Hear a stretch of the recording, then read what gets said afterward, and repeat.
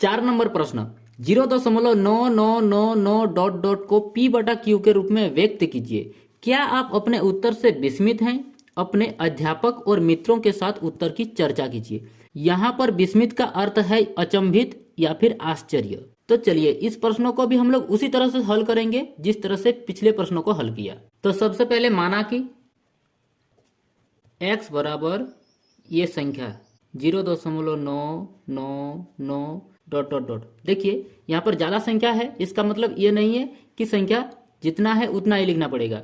संख्या के बाद पुनरावृत्ति है, 9 की पुनरावृत्ति है, इसीलिए डॉट डॉट लगा दिए, कितना भी संख्या हो सकता है, ठीक ना। तो इसको मानेंगे हम लोग समीकरण 1। अब दोनों तरफ कितना से गुना किया जाए? देखिए यहाँ पर 9 की पुनरावृत्ति हो रही है, इसका मतलब एक संख्या में हम लोग बार लगा सकते हैं, जैसे कि 0.9 का बार। इसका मतलब देखिए यहाँ पर हमको 10 से गुना करना पड़ेगा।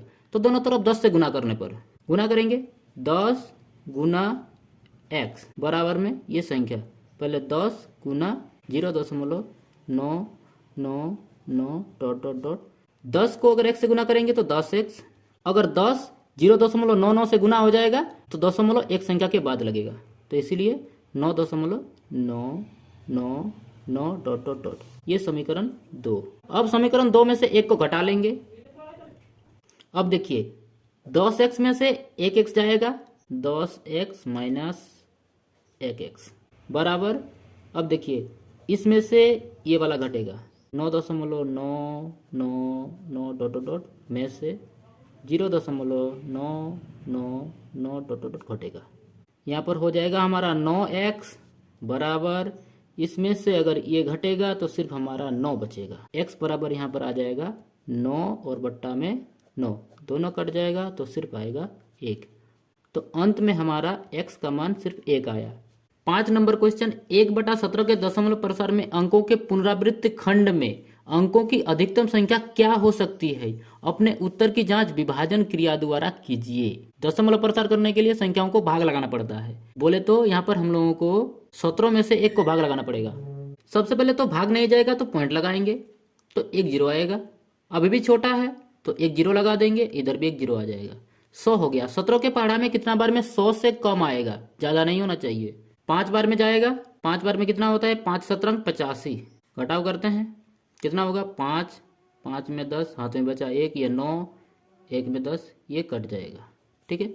अब 1 0 आएगा, 150 हो गया, कितना में जाएगा, 17 8 136, घटाव करेंगे, आप कर सकते हैं, 4, ये आएगा 1 और ये कट जाएगा, फिर से 1 0, फिर 60 बार में जाएगा, 136, 4 में 10, ये कट जाएगा, ये भी कट जाएगा, 2 बार में जाएगा, 17 दूनी 34, 4 6 में 10, कट गया।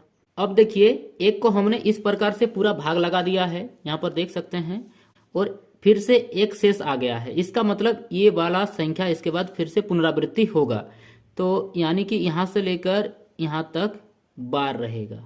तो ये पूरा आप भाग देख सकते हैं, यहाँ से लेकर यहाँ तक। अब देखिए इतनी संख्या के बाद ये फिर से रिपीट होगा, 1 2 3 4 5 6 7 8 9 10 11 12 13 14 15 16 संख्या के बाद ये फिर से रिपीट होगा, ठीक। 6 नंबर क्वेश्चन, P बटा Q बराबर नॉट इक्वल टू 0 के रूप की परिमेय संख्या के बहुत से उदाहरण लीजिए जहां P और Q पूर्णांक है, जिनका 1 के अतिरिक्त कोई अन्य उभयनिष्ठ गुणनखंड नहीं है, जिसका शांत दशमलव प्रसार है।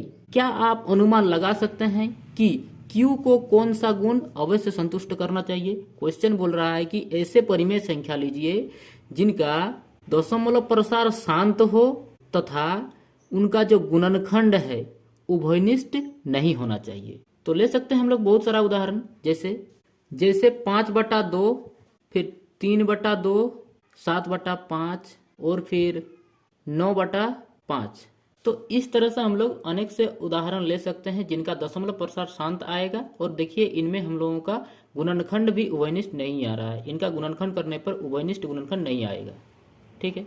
देखिए इस स्थिति को पूरा करने के लिए संख्याओं के हर में 2 और 5 ही होना चाहिए, 2 और 5 के घात का ही होना चाहिए, तभी ये पूरा होगा, ओके।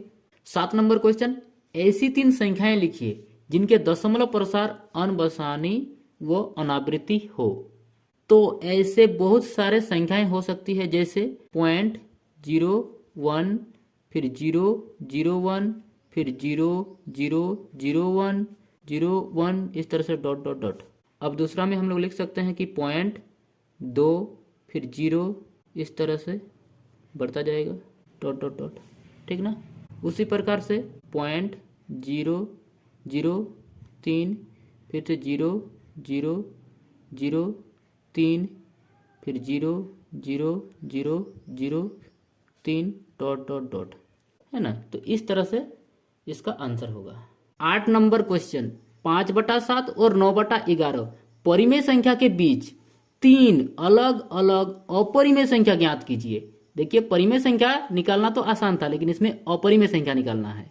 तो चलिए सबसे पहले तो इन संख्याओं को हम लोग भाग लगा लेते हैं। सबसे पहले 0, फिर पॉइंट 50 आ गया 7 बार में, आप कर सकते हैं। अब देखिए शेषफल में 5 आ गया, इसका मतलब ये संख्या इसके बाद रिपीट होगा। इसी प्रकार से 9/11 को भी भाग लगा लेंगे। शेषफल में 9 आ गया, इसका मतलब ये संख्या इसके बाद रिपीट होगा। तो इसी प्रकार से इन संख्याओं के बीच में अलग अलग अपरिमेय संख्या होगा। तो ये मान के आधार पर ही हम लोग यहाँ पर संख्या लिख लेंगे जो बुक में लिखा हुआ है।